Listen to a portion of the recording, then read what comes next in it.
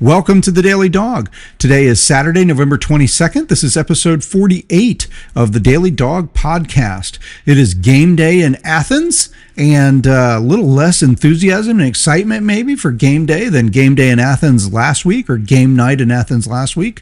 Last week was the big win over Texas, and this week we come back for senior day with Charlotte in town. Charlotte is actually one of the worst teams in FBS football. Way down in the bottom of the rankings, and coming into the game with the flip-flop record of Georgia as 1-9. So even among cupcakes, payday games, practice games, whatever you want to call these, patsy games, whatever you want to call this game, Charlotte has accumulated a fairly poor resume and is not an impressive team by any standard for this matchup today.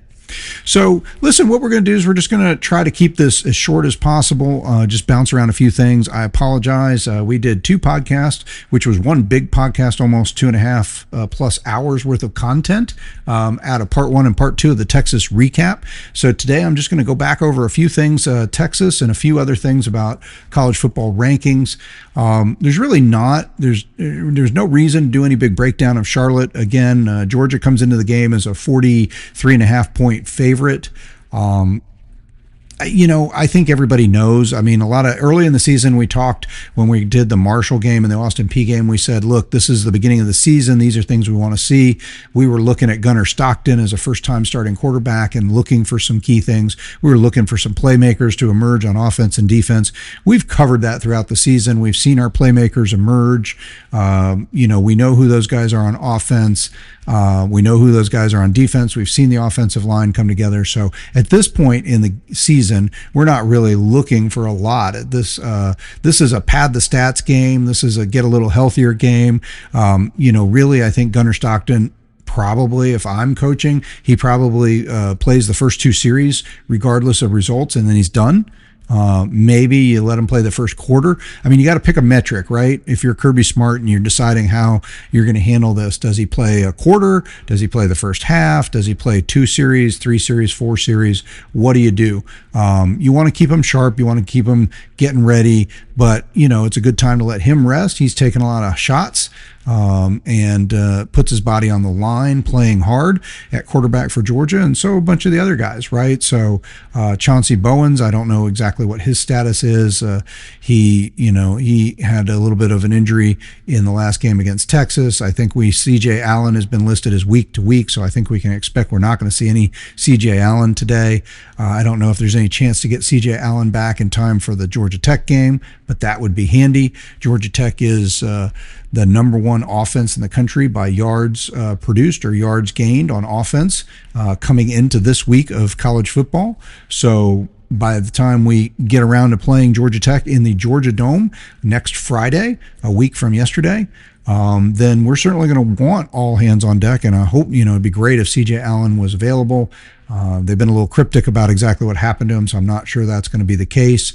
But it does sound like it's not a major injury in the sense that he's out for the season kind of thing. So maybe a playoff game scenario, C.J. Allen is back. So again, I don't usually get too much into the player reports. I don't have a lot of inside access. There are guys who do that, and I certainly recommend them. Among people that I listen to, I mention Brandon Adams all the time in the Dawg Nation podcast. I do like what he's doing, and they have a lot more insider information sometimes and can tell us a little bit more about what's happening with the resources they have from Cox Media, Atlanta Journal-Constitution. So I don't have much new insight on that, but so again, that was spinning off of saying, what do we want to see today? Well, we want to see the starters that are going to play, whoever they are. We want to see them get in, get lathered up, get warmed up, I guess, a little bit, go through a little game action, just enough to be fresh or stay crisp, I guess, in playing form, but then ready for next week's big game against Georgia Tech. While that's not going to determine anything about the SEC, it may have a lot to say about our seeding in the college football playoff. And, Georgia Tech still is a team that has a chance to make the college football playoff. As it stands right now, I think they are 16th. They are 16th in the college football playoff poll. Certainly puts them outside of the top 12, but they control their destiny in the ACC. So, and if they beat Georgia, if they were to beat us, you have to assume that they would make some sort of a leap from 16 up to a higher level. So, and again, listen, I'm rooting for them, right? They've got a big game against Pittsburgh on the flats at Georgia Tech today, Bobby Dodd Stadium. Pittsburgh, had been ranked last week until in the bottom of the top 25 till Notre Dame showed up. And game day came to town, and Notre Dame beat the snot out of them. So they were bounced right back out of the rankings, but they have a 7-3 record. Tech comes into the game 9-1. So again, my fan perspective as a Georgia fan is I want Georgia Tech to be a top 5, top 10 team, and then, have the Georgia Tech showdown be the matchup, on Thanksgiving week that everybody in the country can't wait to see. Must see TV. You got to tune in and see this big rivalry, clean old fashioned hate, 2 top 5, top 10 programs going at it, playoff berths on the line, playoff seeding on the line, maybe rematches coming down the road. That's what I want to see from this rivalry. I mean, look, we're going to play Georgia Tech every year, right? Other teams have the opportunity to schedule whatever they want in those 4 games, I guess it's going to change. Now it's going to be 3 games, right? So up to now in the SEC, we've been scheduling 8 games. So we had 4 games to fill in outside of conference. And we have been filling in most years a kickoff type game or a tough opponent type game where we go and play somebody. Thinking back to the 17 and 19 seasons with Notre Dame, we've had Clemson in the kickoff classic and Clemson on the schedule as a home and away set up a couple times, I think, or maybe not a home and away, just neutral site, I guess. We had Oregon a couple years ago. You remember we destroyed Oregon 49-3 in the first game of the season. Malachi Starks coming out party as a freshman, making a acrobatic interception. So we've played some great games in those early spots, and then at the end of the year, we're going to save a spot and play Georgia Tech. So in the 8-game SEC schedule, we had 4 games, and we're going to use typically 2 of them to play what used to be Power 5, now Power 4 conference teams, because Georgia Tech's one of those. And then we're going to have maybe 2 games left over to play other teams. And this also sort of curtails what we get to see in Sanford Stadium in the every other year schedule problem, right? Because the Florida game is always a neutral site game at the down in Jacksonville, the Georgia-Florida game. And so that's never going to be a home game. So you never have the big rivalry game against Florida coming to Sanford Stadium. So in the seasons when you don't have Georgia Tech and you don't have Auburn, you don't have Tennessee or Alabama or somebody like that coming to Sanford Stadium, and you don't get one of those you don't get one of those teams doing a home and home like a Notre Dame or a Clemson, then either we play another neutral site game in a kickoff game, or you add in another one of these cupcake games. And so you end up with 3 cupcake games at home in a season potentially, and no Florida game. And so maybe only 6 home games, and 3 of them are against terrible teams. So early in the season, I think we're all so excited when college football first comes back. We go watch anybody play, and we want to see a win. We want to see our team get going. But at this point in the season, what do we want to see? We want to see our team not get hurt, basically, right? So, but I will say there is one thing exciting. There's a lot of young guys that have been getting some playing time, and a lot of young guys who practice hard who don't necessarily get playing time, and they, depending on how much they've been in games, some guys maybe are still going to redshirt, but they can get into this game and get some game action. And so, again, I'm really hoping that most of the starters play no more than a quarter, and then we see the young guys get in. I'm looking forward to the most interesting thing to me is going to see, and I know all of y'all are excited, and we always want to know how our backup quarterback's going to do and what he looks like, right? So getting Ryan Puglisi in this game, and maybe even Ryan Montgomery. Be nice to see a quarter of Ryan Montgomery in the game, throwing the ball some, see what he can do. Highly touted 4-star quarterback recruit from last year. And then Ryan Puglisi with the big arm that everybody's excited to see what he can do. So, I think this is what we're what we're hoping to see out of this game, and get some more young guys out there on defense getting experience. And hopefully they take the assignment seriously, that they understand the assignment, as everybody likes to say these days. And, hopefully we can pad our stats. Last year we played UMass in this spot, and UMass racked up 21 points and over 200 yards rushing against our defense. And we ended up winning the game 59-21, but didn't get as many people into the game as we would have liked, and so hopefully we'll do a little better this year. But UMass might have been a slightly better team than the Charlotte team, so hopefully the Charlotte team just provides just enough to be practice. So look, that's all we're going to say about the Charlotte game, so let's bounce into a few other topics. Again, I want to keep this short and just kind of wrap it up, give you all some content as promised. One thing I've done all this week that took a little bit of my time, I probably would have put this podcast together sooner, but I took some time. I've told you guys before, if you've been listening all through the season, that I'm kind of an amateur stats, numbers junkie kind of guy. A lot of my everyday work also involves digging into some data analysis and spreadsheets and numbers. And so I like to take that to something a little more fun than just everyday work. And I love applying it to baseball. I love applying it to football. And I've told you during the season, it's very hard with football. Being a stats guy, you can't draw conclusions early in the season. I mean, you play 3 games and you have accumulated some stats, but let's say, you blow out one team that's a terrible team, you play a good team and you blow them out, and then you play another decent team, but then you fumble around the ball a couple times and you end up losing a 2-score game. And then you have this mix of stats and you look at it, and stats are not going to tell you a lot at that early in the season. They can be easily and wildly affected by how the flow of those games went. So you can kind of look at them game to game, and I think of game control, and you've heard me say that a lot. And game control, some people have stats they call game control, and there's all kinds of different ways to talk about game control. For me, game control is how you do in certain key areas, and I'm going to tell you what those are real quick. So to me, I think some of the key things about game control, there's stats that I look at. I put together 10 of them, and I think that's your scoring offense, your scoring defense, your turnover margins, your third down conversion, your opponent's third down conversion, time of possession, how many first downs you get, how many first downs the other team gets. And then I also like, and I should have got these first, but they just, the list was funny, total offense and total defense. So when you put all those together, and early in the season, I'll kind of just look at those. But what I've been doing lately is I've been working on sort of my own ranking. I find the rankings that are out there unsatisfying. Okay. Obviously, we all have our quibs about the college football playoff committee rankings. We may or may not have our quibs about the AP and coaches poll. We've talked about how basically once you get to past the preseason, the coaches poll becomes largely irrelevant. I don't know how many of you rush to see the coaches poll or even look at it when the rankings come out. I know that a lot of times the coaches poll comes out first on Sundays. And so maybe when I'm waiting to see if there's something interesting in the rankings, I keep checking. It's like, oh, the coaches poll's out. Okay. And then I'm like, oh, here's the AP poll. So definitely put a lot of stock in the AP poll. And I hate to rag on the coaches like that. Growing up and becoming as a young fan of college football, the 2 polls, the coaches and the AP poll, were everything. And the coaches were the ones who assigned the big crystal ball trophy that became sort of the icon for a long time of the college football championship.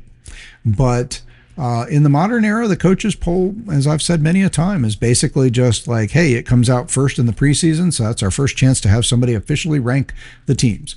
Then once the AP poll comes out, we pretty much follow that until we get to this latter part of the season, get around end of October, beginning of November, and that's when we get our first college football playoff poll. So this is week 13 of the season. Georgia comes into the game 9-1 this week, so we've played 10 games, obviously, so we've already had our 2 off weeks. So this is our 13th game slot, right? So in our previous 12 weeks, we have 2 off weeks and 10 games. Several of the other teams have already basically played out. Almost everybody's going to play 12 games in the regular season.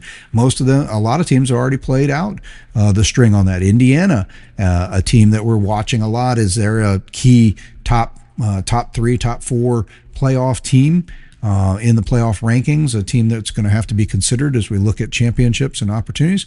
Indiana is 11-0. They only have 1 conference game left before they would go on to play a potential conference championship game.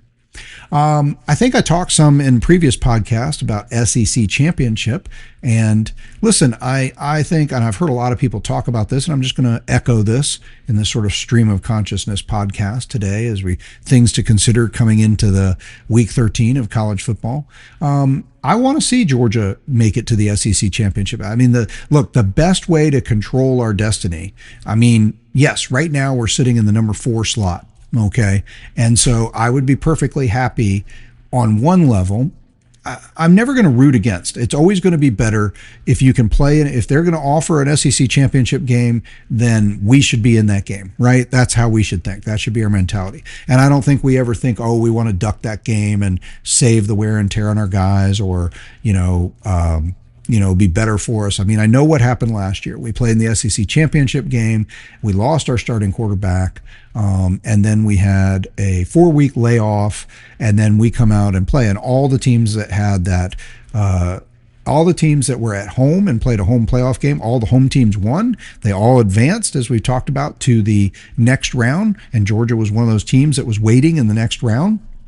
As Notre Dame advanced, having won against Indiana at home, they beat Indiana pretty handily, pretty easily, advanced to play us, and that home momentum seemed to be good juice for everybody. Everybody kicked off of that and went great. And so those teams had 2 to 3 weeks, depending on whether they played in a conference championship, those home playoff teams in that first round. They had 2 to 3 weeks off. They jumped in, they played a game, they got lathered up and ready to go, and then they took on the 4 top seeds. 2 of those 4 top seeds maybe weren't legitimate top seeds, but 2 of them were for sure. Georgia and Oregon, both conference champions, both teams that had put on an impressive and dominant season, number 1 and 2 in all the polls. Georgia winning the SEC championship and coming into the game with an 11 and 2 record, and Oregon going undefeated on the regular season and winning the Big Ten championship. So both those teams still took the loss in that first round game. So we know that's what happened. But again, talking about data, you can't make conclusions. You can look at the trend and say, okay, I'm going to keep an eye on that, but you can't make a conclusion from one data set like last year's playoffs. There's a lot of factors that could have gone into that. But I do think, or my gut instinct is that it's not to an advantage to a team to spend a month waiting to play football again. I just think that's probably, we've seen, and again, I referenced the baseball playoffs where the Braves, for a couple of years in a row, won the division and got one of the byes in the first round of the playoff while the other teams sorted out who's the wild card. And then the Braves turned around and lost. And so the bye, once they introduced that, seemed to create same thing. I mean, it's a long time to take the days off and to just not be hitting live baseballs and not pitching. And it just didn't seem, it seemed there was an advantage to the teams that had already played. So I think, I am concerned about the layoff, but if they're going to hold a championship game, if somebody's going to be SEC champion, then, and we're one of the top teams in the league and we're in contention for it, then I'm going to take the position that we should be one of those teams. We should be playing for it. And as I've said many a time before, my historical perspective says, hey, every time we get a chance to win an SEC championship, and I know that all of us out there have gotten a little spoiled. We're all thinking national championship, and I know you weren't. We were all a little worried about this season. Is this season really a national championship season?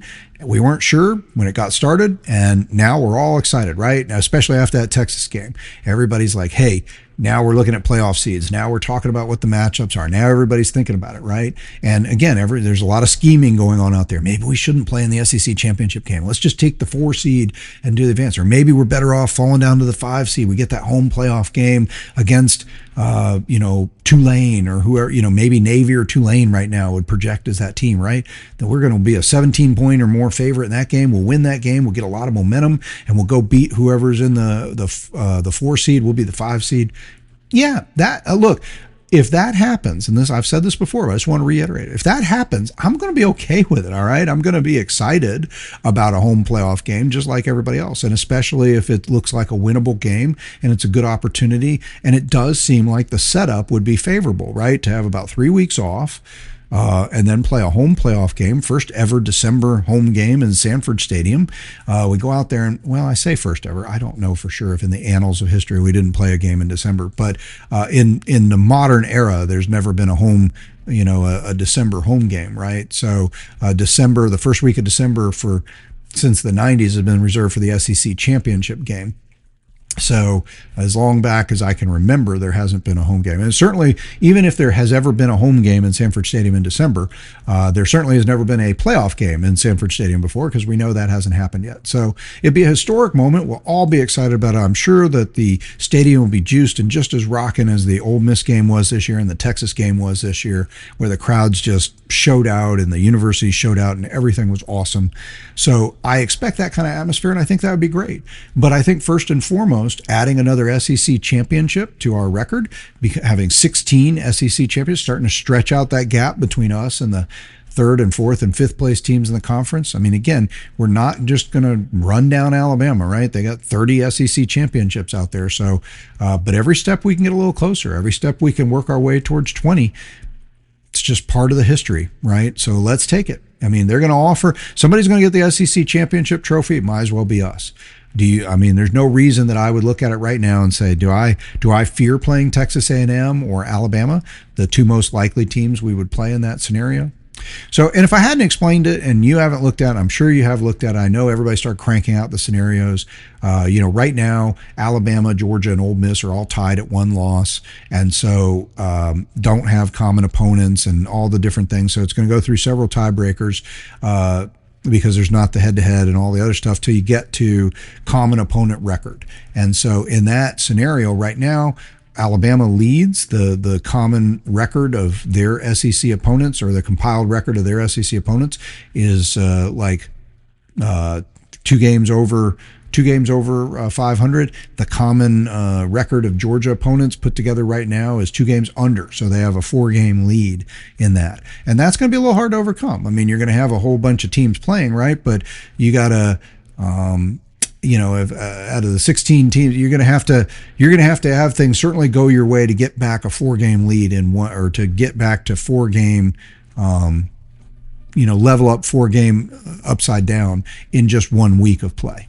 So I think that's all the scenarios point to that being unlikely, that if it came down to head-to-head record or the record of our opponents, Alabama versus Georgia, Alabama's probably going to get the nod. But if Alabama loses to Auburn, then they'll bounce out, and then it would become head-to-head between Georgia and Ole Miss, and we won that game, so then we would advance.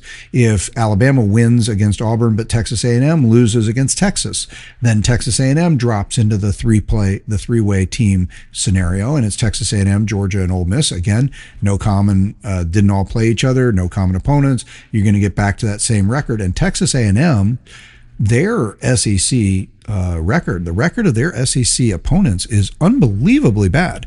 And this has actually gotten everybody just starting to look at these scenarios, I think, has alighted everybody or woken everybody up to the fact that I'm not saying Texas A&M is a paper tiger, or they're not a great team, or they don't deserve to be top ranked. They are an SEC team right now that's undefeated, and I'm certainly not going to just on principle say, hey, let's make somebody not an SEC team the top higher ranked, right? I mean, if I'm just wanting what I want, now I may do that when I actually look at the rankings and say this is what I think should be. But Texas, the record right now going into this weekend of Texas A&M's opponents, SEC opponents, is a combined 15-39. That's a 278 record. Okay, so let's just look at that real quick. Texas A&M has played Arkansas, Auburn, Florida, LSU, Mississippi State, Missouri, South Carolina, and then they have the game coming up next week against Texas.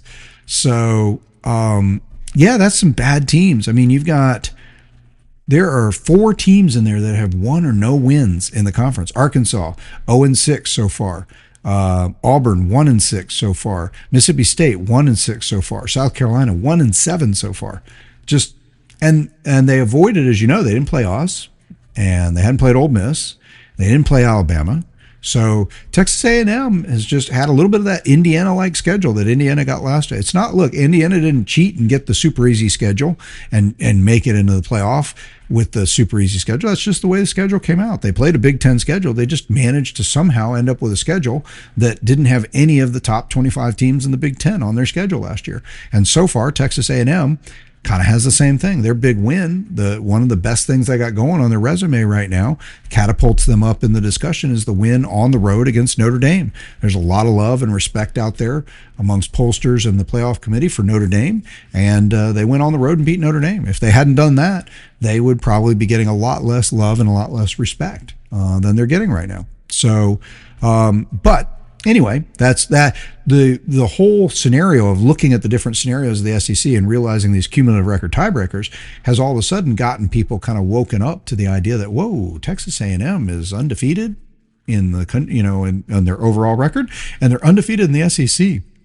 But somehow they have managed to play none of the significantly good top 25 teams. So, I mean, they've handled their business. But, again, listen, when you see something like that, and let me just say something about that right now. When you see something like that, that doesn't mean they're not a legitimately elite SEC top-level team. It just means that we don't know for sure, because they have played an SEC schedule, and SEC teams on average are better than all the other teams on average. When you look at the talent rating, when you look at the overall power ratings and different systems you could use, SEC teams generally on average, an SEC schedule, even when they haven't played Georgia or Alabama or Ole Miss this season, which are your other top outside of Texas A&M, those are your top other SEC teams, and they had managed not to play those. Still, Florida not having a great record. Auburn has not had a great record this year. However, talent index wise and overall power stats wise, these are top 50, top 60, top 70 teams out of the 134. I keep saying, now I've said this, let me correct this too. This is just total sidetrack, but sometimes I've said 134, sometimes I've said 136. And what I realize is when I've been looking at stats with the NCAA lists that there's 134 teams in FBS, because like Delaware State and Missouri State or Texas State, two teams like that moved up this year into FBS. And for whatever reason, they show them in the stat book, but don't count them among the 100. And then other places where you can look at the stats show them and all the other teams together and call it 136 teams. So, don't know what to say about that. But anyway, so back to Texas A&M. The whole point was just to say, look, doesn't mean just because they haven't played the other elite SEC teams that if they played us, they play Ole Miss, they play Alabama, that they wouldn't beat them. That they're not a super powerful team, that they don't deserve that number 3 ranking. It just means we just don't know for sure. It's a little bit like an early season scenario. What we do know is that they've been very impressive against the teams they have played, which includes a lot of middling teams from the SEC in terms of middle record teams in the top 50 or 60, top 30 of overall power rankings in the country, but not great teams, not top 25 teams. Against that schedule, they have not just won, but they've won convincingly, Texas A&M. So, I think for the moment, we should give them the benefit of the doubt. But when we get to, or when we see them play, if they do advance and play the SEC championship game, whether it's against us or Alabama, the two most likely scenarios, then for the moment, we'll have to wait and see what happens. But I give them the benefit of the doubt. I'm not saying, oh, well, if we get to play Texas A&M, we're clearly bumping them because they didn't play, a great SEC schedule. No, but we played a better SEC schedule, a much more competitive one, and we know what we did against it. So we at least know that part of the equation. So, all right. So what else are we going to talk about? So we want to be in the SEC championship game. We want to win it. And the other reason we want to do that is this is the only way to control our destiny. Okay. Yes, it looks like we're in a good position. You look right now, for instance, you look at where we are right now and you say, well, we're number 4. If the season ended today, we'd be number 4. Well, yeah. Okay. We have to go play a 9-1 Georgia Tech team, and I believe that we are and will be favored in that game. I believe we should win that game. I think we're the better team than Tech. But you saw what happened last year, and Tech is arguably a better team this year than they were last year. Last year they were finished 7-6. This year they're 9-1 already, right? And they got a game against Pittsburgh today, and then a game against us, and then possibly if they win the game against Pittsburgh, then I think they're going to be in the ACC championship game. So they're also going to have that they're going to be looking at after they play us. And how about that? That would be kind of exciting, right? Where Georgia and Georgia Tech play each other, both knowing that they're going off after these games to, or possibly finding out after those games that they're going off to their conference championship games. And then again, a chance to meet for a rematch in a playoff. If Georgia Tech gets into the ACC championship game, wins the ACC championship game, then they'll make the playoff. And if they make the playoff, there's a chance we could see them in a rematch. So kind of interesting and exciting, right? I've mentioned before, if we get in the SEC championship game, if we get Alabama, I'll be happy to get a rematch. I think I'd like to have another shot at that Alabama team and see if we can't. We certainly have more momentum. They just took a loss against Oklahoma, and while they played great on the season, there's a little bit of a sense that they're tailing off a little bit. The curve on Georgia right now looks like trending up, right? So at least on paper, and of course we've been favored on paper before many times recently against Alabama. It hadn't worked out, but on paper right now, you would like the matchup against Alabama, and you'd say it trends in Georgia's favor. Playing in the Georgia Dome at home against Alabama, I say at home, but Alabama has gotten the better of us though in the Dome. I keep saying the Georgia Dome. I just rarely get past that. I'm sorry, Mercedes-Benz Stadium. It is still a dome thing, but it's Georgia Dome was such a good name. Georgia Dome, right here in Mercedes-Benz. I've never been a big fan of name sponsorships anyway. I mean, it works. It looks like a big Mercedes, like it should have a big Mercedes logo on the top of it. And it's a cool stadium. Don't get me wrong. Love Mercedes-Benz Stadium. Love MBS. I just keep messing that up. So I guess I'm making excuses. So we want to get in the SEC championship game. We want to win it. We do that. We control our destiny. We'll be one of the top 4 seeds.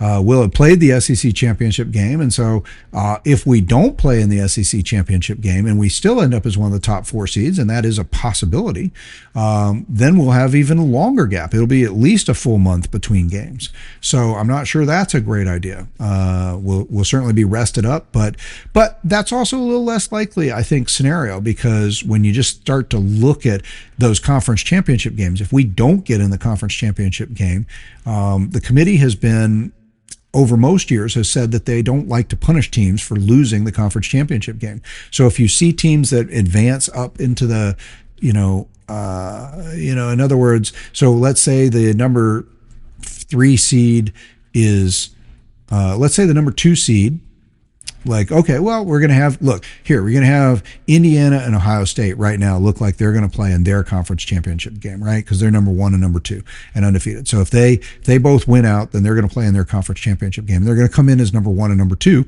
in the poll, the playoff poll, most likely. So whichever one of them loses, let's say it's a tough game and it comes down to a field goal at the end. If you're the committee, are you bouncing, the loser? Let's say Indiana loses. No, let's say Ohio State loses. That's more fun. Let's say Ohio State loses by a field goal at the end. Indiana wins, goes undefeated. Are you going to bounce Ohio State, your number 1 team, out? You're going to bounce them down to number 5 just because they lost the one game in the conference championship game? I mean, I don't think you are. So even though, there's going to be a team taking a loss and a team getting a win, I guess the worst case scenario would be what if you had a conference champion that took on a team that's already in the seeding? So I guess if you look at, in this case, like Big 12, let's say the Big 12 championship somehow ended up as, let's say it ended up being Texas Tech and Cincinnati, who's currently outside the top 25 or the AP top 25. Well, let's say Cincinnati won.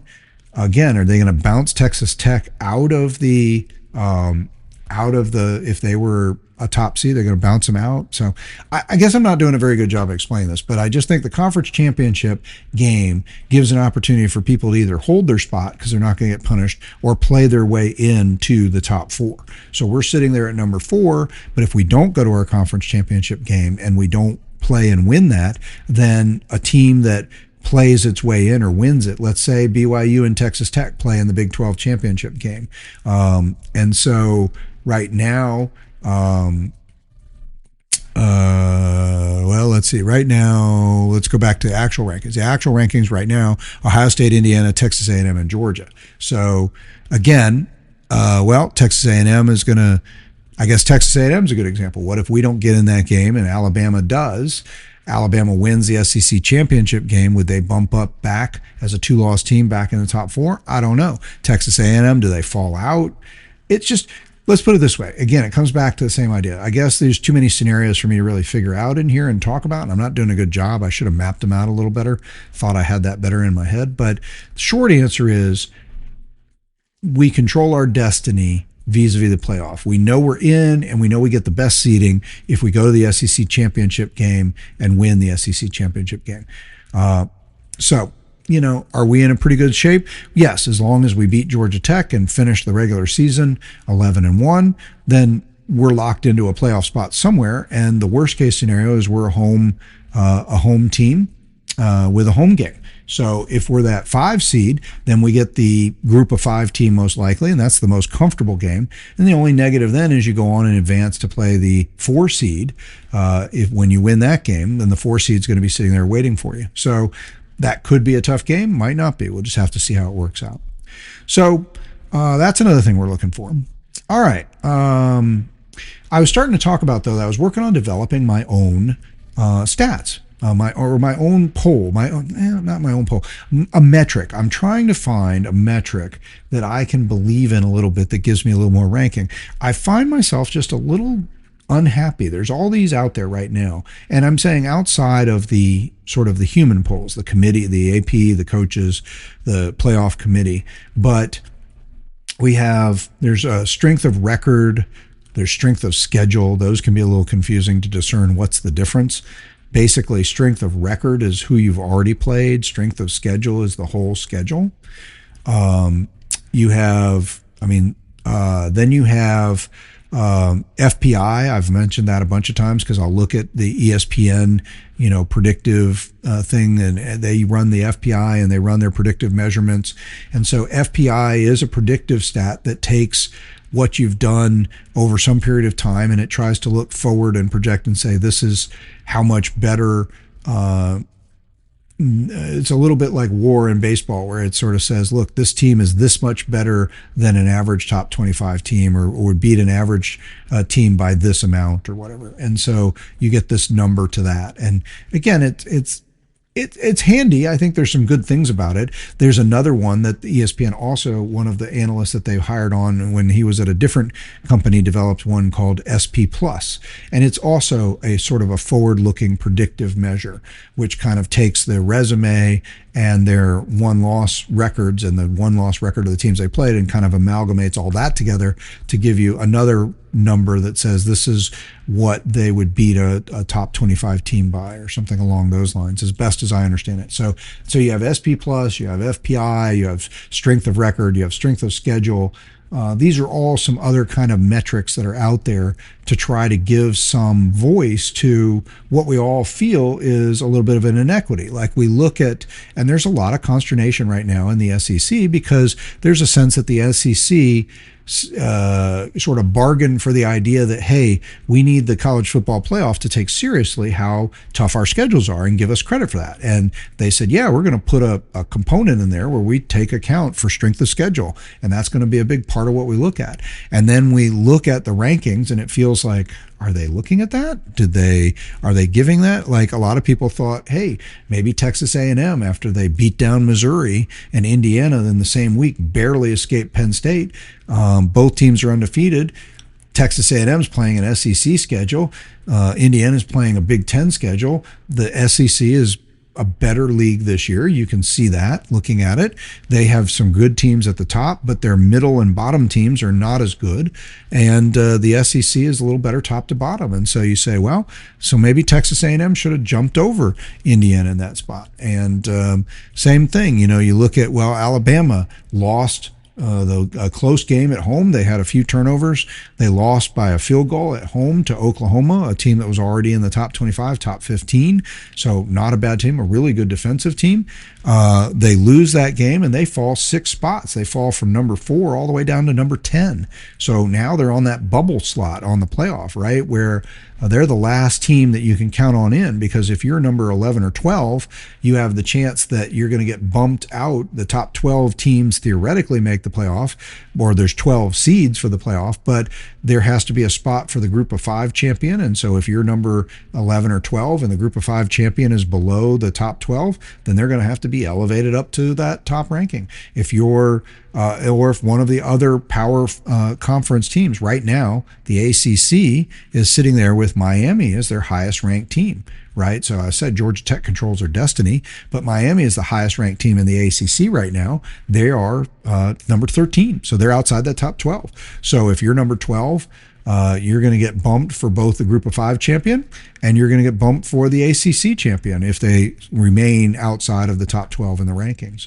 So Alabama's number 10. They're in that last spot. So here they've, and they've had a great resume. I mean, they were the only team in the country to go and beat 4 top 25 teams in back-to-back weeks, including us. They beat one of the top 4 or 5 teams in the country on the road. So nobody probably has a better resume this year than Alabama. And so, again, did that strength of schedule get considered when they fell all the way down in the rankings behind, they're a 2-loss team, but all of a sudden they're behind a 2-loss Notre Dame team? They're behind 2-loss Oklahoma team. Yes, Oklahoma beat them, so maybe that's fair. You got the head-to-head record. But that Notre Dame team looks a little suspect, right? You look at Notre Dame and you say, well, wait a minute. Notre Dame hasn't really beaten anybody. Notre Dame has 1 win against a current top 25 team. So, and of course, they lost 2 games against 2 teams that are in the top 15, top 5, 1 top 10 team and 1 top in Texas A&M. So they lost to number 3 and they lost to number 13 Miami. So the quality of their losses is excellent, but the quality of their wins is not much to brag on. They just USC. They have 1 win against a top 25 team in USC, and that's it. Whereas Alabama has wins against Georgia, number 4 Georgia. This is current top AP rankings. Number 4 Georgia, number 12 Vanderbilt, number 20 Tennessee, and number 23 Missouri. So nobody else has 4 wins against the top 25, against top 25 competition. Current top 25. That's what the rankings are now, after Alabama's beaten them. And so they're rounding towards the end of the season. These teams might all finish in the top 25. Again, Notre Dame went on the road and beat Pittsburgh. And so at the time they played them, they were 22nd, but they beat them like a drum and bounced them out of the top 25. So again, they don't have, against the current top 25, they only have 1 win against a team that's still in the top 25. And this team probably will be there. USC has an 8-2 record on the season. They're number 16. They're probably going to finish the year in the top 25.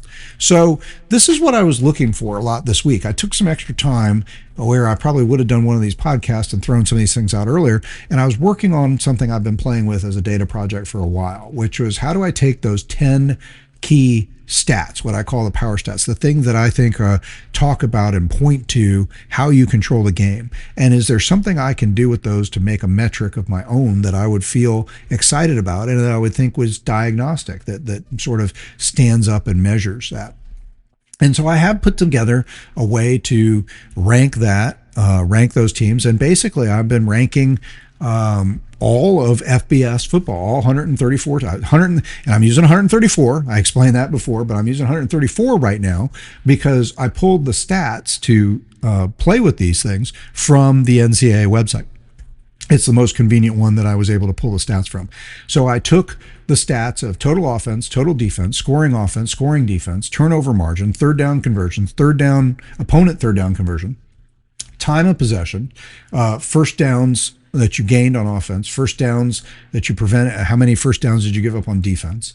And I put all those together and I've sort of made a metric where I could look at it. And it's done some interesting things. At some point, I'm going to try to either publish it on the thing or I'll put it up. I did not create a graphic for today to put it up here on the video website if you're watching on video. And if you are listening, let me remind you that you could be watching on video. This appears on YouTube video. You can also see it on Substack at the Daily Dawg website, thedailydawg.com, is hosted at Substack, and you can see the videos. If you click on the podcast section of the Daily Dawg website, you can see the videos right there from Substack. You can see them from any place that takes the video feed. I know that YouTube does, and that's where the main one does. And I do usually take some clips from these and publish them on social media and on YouTube as well, some short clips. So please feel free when you see those and you want to tell somebody about the Daily Dawg, use those clips and share them to people or point them to people from Facebook, X, and Facebook. What am I thinking? Instagram. Anyway, but if you want to watch the podcast, and of course you can get the audio podcast from Spotify, Apple Podcast, you can get it from YouTube as well, and at Substack. So many of the places you would get podcast, and you can always download and play it on any player you want. So hope you're joining us in any of those formats, but just wanted to remind you can look at the video feed, and sometimes I do flash up some of the graphics and stats. I did not prepare any today because it's getting time to get this podcast out before anybody's going to have a chance to listen to it before the game or during the football day today. So wanted to get that out. But just rounding out that idea, I just want to let you know I've been working on this, and I found some really interesting things, and I did create some rankings from this. I'm not quite done with it yet because so far all I've done is taken the stats from those things and combined them together to rank all the teams in FBS against each other according to these stats. So for the moment, I'm calling this the Power Stats ranking, because these are, or the game control stats ranking. I'm trying to think about how to do that. But what I want to do is augment this a little bit, because by itself, without looking at strength of schedule, in other words, everybody's rankings with these stats are, again, they're playing in their conference. And so there are some things that jump out even from these stats. So for instance, I ranked all these teams by how they have accumulated in these 10 categories of power stats. And no surprise, among the Power Four conferences, guess which one comes out on top? That would be the SEC. The average rank of the 16 SEC teams in these power stats assembled ranking that I put together, the average ranking for the SEC teams is 45. So the average of all the SEC teams is 45, again, out of 134 FBS teams. The Big Ten, you might say, well, where's the Big Ten? 55. Their average ranking is 55. Big 12 is 59, and the ACC is 69. So, and by comparison, you look at some of these other conferences, like Conference USA is 89, Sun Belt Conference is 86, the MAC is 86, our two Pac-12 teams or Pac-2 teams that are hanging out by themselves are 77, their two-team average. The Mountain West is 70. The American Conference is actually 68. The American Conference has a couple teams that are in the top 30. Eastern Carolina, Memphis, North Texas. There you go. And so who else did we leave out? Of course, you got the independents, Notre Dame and UConn rank out the independents. So Notre Dame is number 11 in this poll. So you say, where's Georgia? Georgia's 15. So our SEC teams, according to this Power Stats ranking assemblage, is Missouri at number 8, Alabama 13, Georgia 15, Texas A&M 18, Ole Miss 19, Vanderbilt 25, Oklahoma 34, Texas 39, LSU 42, Tennessee 45, Auburn 49, Kentucky 55, Mississippi State 73, Arkansas, now we're getting down to the dregs here, Arkansas 90, Florida 96, South Carolina 106.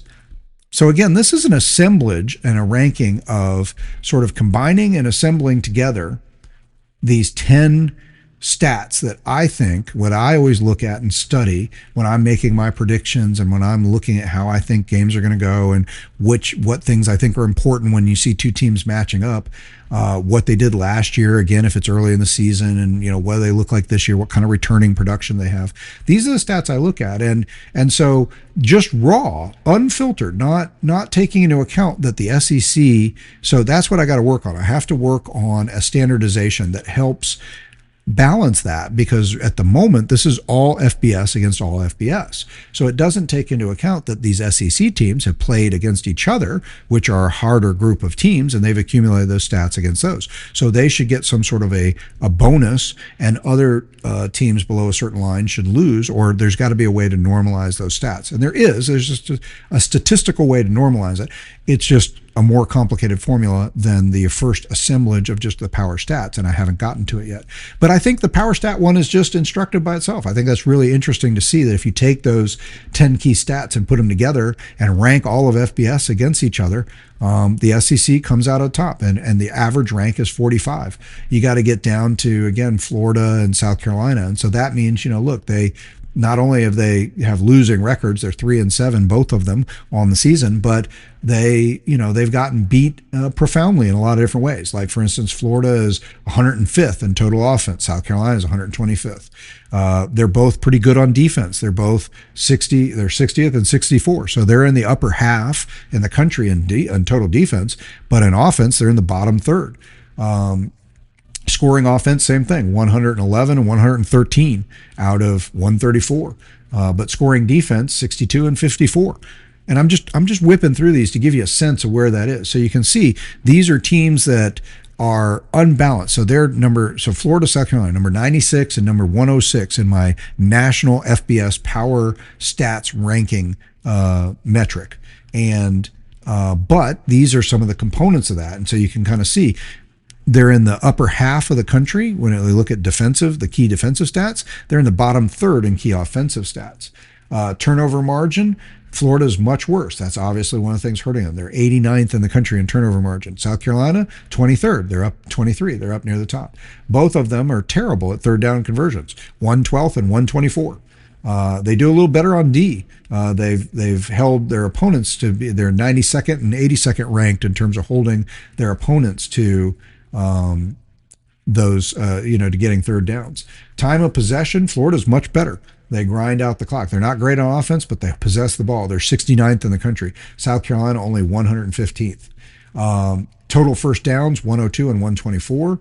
Total first downs allowed, though, they're pretty good, 36 and 64th in the country. So not bad, right?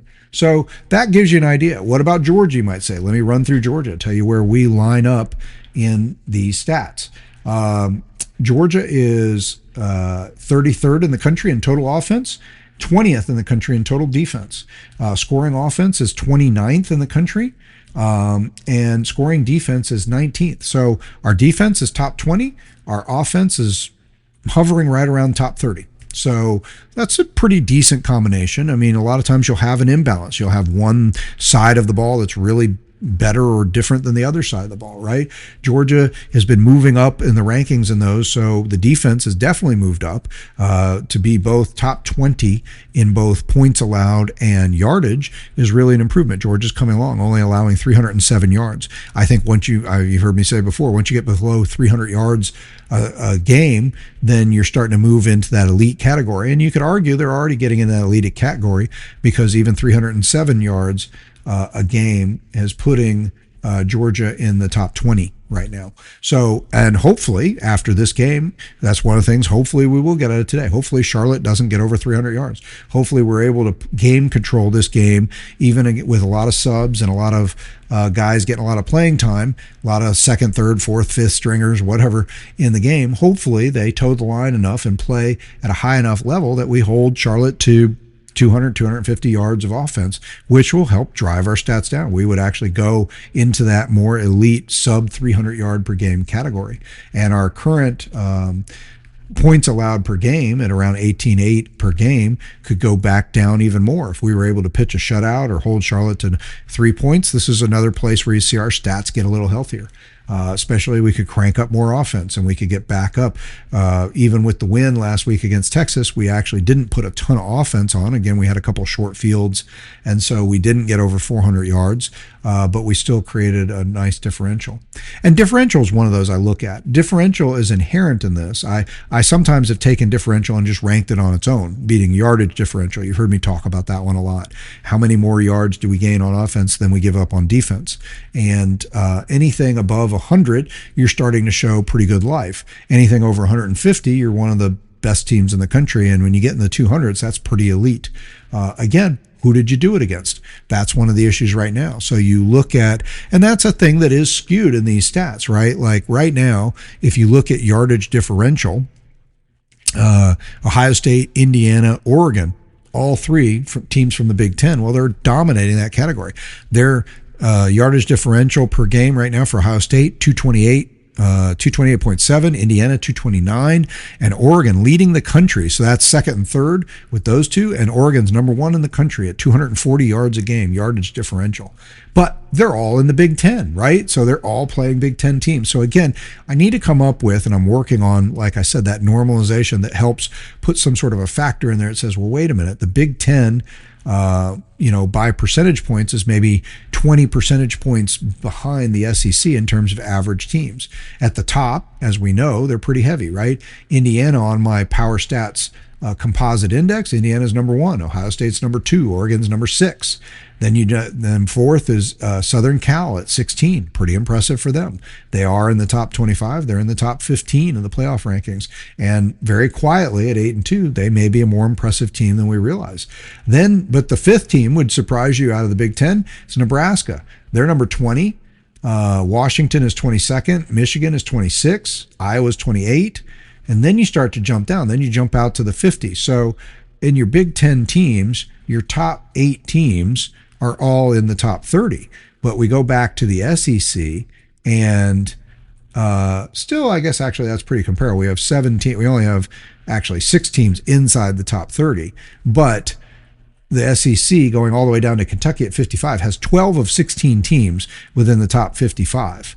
So to get to a similar place, the Big Ten has 10. So not as bad, but the bottom really falls out of that Big Ten. You start at Northwestern and then go down to Purdue, and the average ranking in the, out of the 134 teams for that batch of teams, for that 7 teams, the bottom 7 teams in the Big Ten, the average ranking is 101. Okay.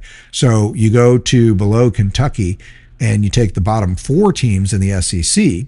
So Kentucky's the 55th team in my power ranking, and the bottom 4 teams in the SEC are 91. So again, 10 on average, the bottom of the Big Ten, which encompasses more teams. There's 7 teams in the bottom of the Big Ten that are averaging 101 in their position in this power ranking index that I'm coming up with for Stats Power Index. Whereas the bottom 4 of the SEC, they're 91st, and the top 12 teams in the SEC are all inside the top 55. So, there is a difference there. So it does say something to that. But no matter who you accumulate these stats against, I am forced to admit when I look at it, look, Indiana is mind-bogglingly good in this stats index, okay? Let me just give you a sense of what they're doing. I'm going to go across the board in the 10 key areas. Well, first of all, let me say this. The first way I did this was I accumulated their point totals. And this is a thing where, because I've ranked them, best to worst, then put those categories together, when you look at their point total as a metric, you want to have, it's like golf, you want to have the lowest score possible, right? Well, Indiana's leading the country. Their point total in 10 categories is 29 points. So that means they're first, second, or third in almost everything, which is what they are. And Ohio State's 2 is second. They're 103 total points. Okay. So Indiana is 70 points better than Ohio State. And by comparison, you say, well, where's Georgia? Georgia in this index is 15th in the country. Georgia has a cumulative total of 317 points, or an average of 31.7 per category. So Indiana, let me just tell you again about them. Total offense, they're 9. Total defense, 4. Scoring offense, 3. Scoring defense, 2. Turnover margin, 2. Third down conversions, number 1. Opponents' third down conversions, number 2. Time of possession, number 3. First down offense, how many first downs has the offense generated? Number 1. How many have they held, or how have they done holding teams to first downs on defense? Number 2 in the country. I mean, that's just stunning. Okay. I mean, that's 2.9 average is the ranking in those categories. By comparison, Ohio State, like I said, 70 points behind them, number 2 in the country in this power stat index. They're 25th in total offense, first in total defense, 11th in scoring offense, first in scoring defense, 28th in turnover margin, second and third down conversions, fourth in opponent third down conversions, sixth in time of possession, 24th in gaining first downs, but first in holding opponents to first downs. I mean, just those are impressive resumes, right? Who's the top team in the SEC? Again, it's not Georgia, Alabama, Texas A&M, or Ole Miss. Against this power stat index, it's actually Missouri. 7-3 Missouri is number 8 in the country in my power stat accumulated index here. And they have a total of 238 total points, just ahead of Alabama at 278. And, you know, they're doing it by being they're not crushing any one category like top of the category, but their worst one, turnover margin, they're 89th in the country, tied with us, by the way, in turnover margin. And then everything else, they are 21st or better. So total offense, 21, total defense, 10, scoring offense, 22, scoring defense, 25, turnover margin, I already told you, 89. Third down conversion, 13. Opponent's third down conversion, 20th. Time of possession, 13th. First downs gained, 14th in the country. Limiting first downs, 11th in the country. Missouri, across the board, has a lot of top 10, top 11, top 12 numbers in that. So Missouri, statistically, really getting it done. So, you know, they lost a 3-point game at home to Alabama. They win that game. That might have changed a lot about the fortunes of Alabama's season and Missouri's season right now. So that's kind of the thing that goes with these things. So anyway, I've been working on that. We're going to talk more about that as we round out the season and into the off season. But what I guess I'll do is I'll throw out a couple other key things real quick while we're on that subject. I've used that to give what I think should be the playoff rankings. Again, I have a hard time once you get past 10, 11, 12. I don't think it matters much. Actually, I went down to 16 just so I could include Georgia Tech, but you might find this surprising. I'm just going to rattle out here what my top 10 is or my top 16 for the playoff rankings. I would do it right now as Indiana, Texas A&M, Ohio State, Georgia, Texas Tech. So that's your top 5. Indiana, Texas A&M, Ohio State, Georgia, Texas Tech. My next 5 would be Ole Miss, Oklahoma, Alabama, Oregon, and Miami. So that's your top 10. Ole Miss, Oklahoma, Alabama, Oregon, Miami. And then 11 through 16 would be Notre Dame, BYU, USC, Utah, Vanderbilt, Georgia Tech. So that's a little bit different. So I have, the poll has Ohio State number 1, Indiana number 2. I have Indiana number 1 and Texas A&M number 2, Ohio State number 3. I have us at 4, which is concurrent with the poll. I have Texas Tech at 5, and so does the playoff poll. Ole Miss, I have at 6, and the poll has at 6. I have Oklahoma at 7. The poll has Oregon at 7, whereas I drop Oregon down to 9 and then put Oklahoma and Alabama up there. And again, the poll has Oklahoma at 8, Notre Dame at 9, and Alabama at 10. So those are your key teams in the top 10. And the reason I did that, I used my power index, my power stat index to compare. I also took a look at those other rankings. I considered them in the rankings like the FPI and SPS. I took a look at those and I included them just to see what other people thought about their power thing. And I looked at their yardage differential. I still like that one just by itself to see how teams are in yardage differential. Again, Alabama, by the way, but see, here's how things work funny. I'll tell you this. I noticed this. Alabama was under 100 yards in yardage differential, 97 or something last week before the Oklahoma game. And Oklahoma was also, they were just above 100 yards, I think, about 107, something like that. Well, basically, they flip-flopped, okay? Oklahoma won the game, but they did it only generating about 216 yards of offense. Alabama generated over 300 yards of offense, but lost the game. So Alabama actually went from being under 100-yard differential per game to over. They went from 97 to 109 yards a game differential. And Oklahoma went from being over 100 to way under. They went down to 79 yards a game yardage differential. So they don't show a very power number on paper there, only 79 yards a game yardage differential. But they're leaning heavily on their defense and turnovers, and that kind of changes things. So again, it's, these stats, you got to watch them, because the winner of the game, the stats, they basically switched places. Oklahoma and Alabama did, when you look at like yardage differential as a key stat, and yet Oklahoma won the game. Alabama gained in the stats, but Oklahoma won. So, now if we go look at turnover margin, Alabama had 2 or 3 turnovers, I think it was.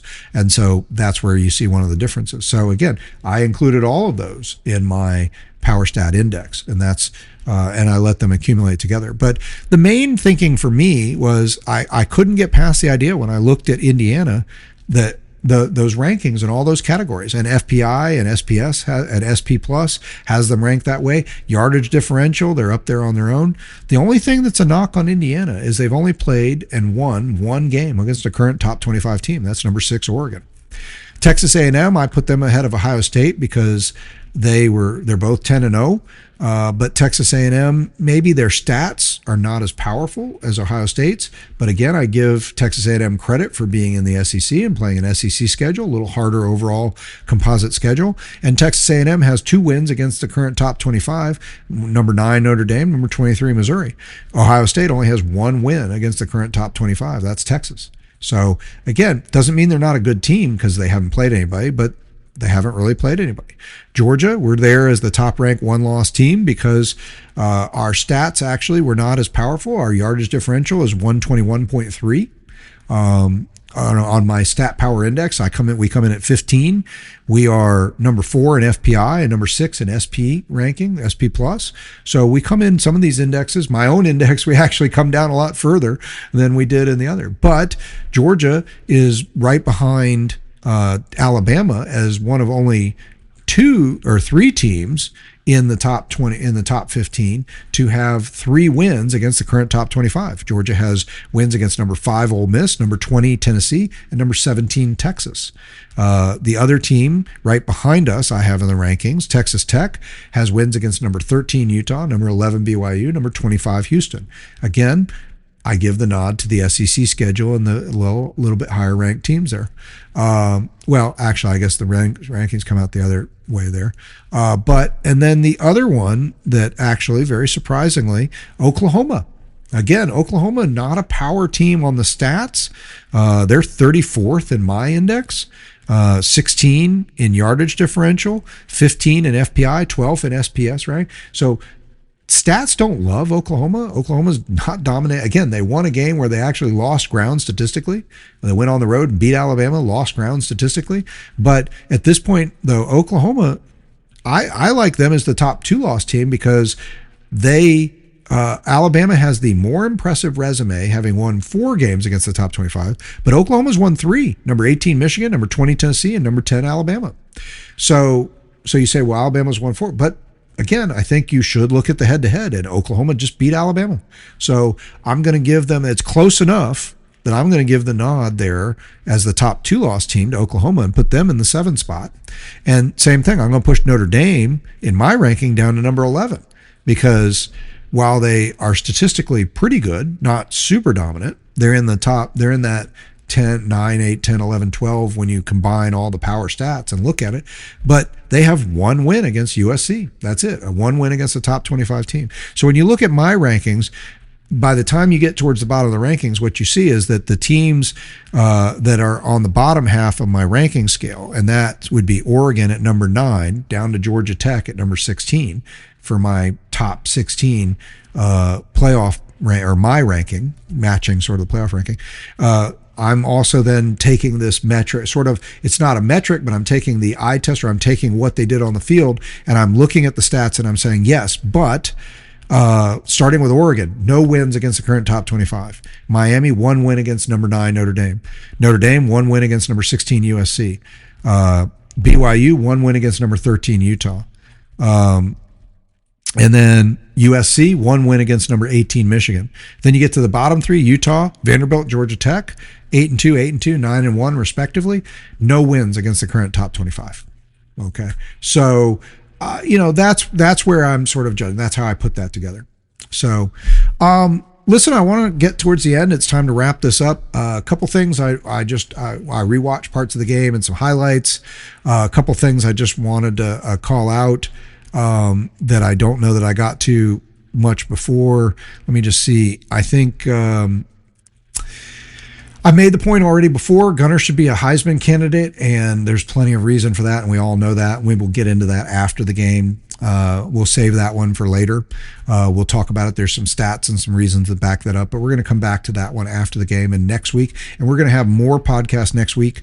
There's a lot to talk about getting ready for this Tech game, unlike this week. So you can count on having at least 3 or 4, maybe 5 podcasts next week as we break down the Tech game and more about the season. We'll talk Gunnar for Heisman and stuff like that. One of the things I noticed, we had 3 sacks in the game against Texas.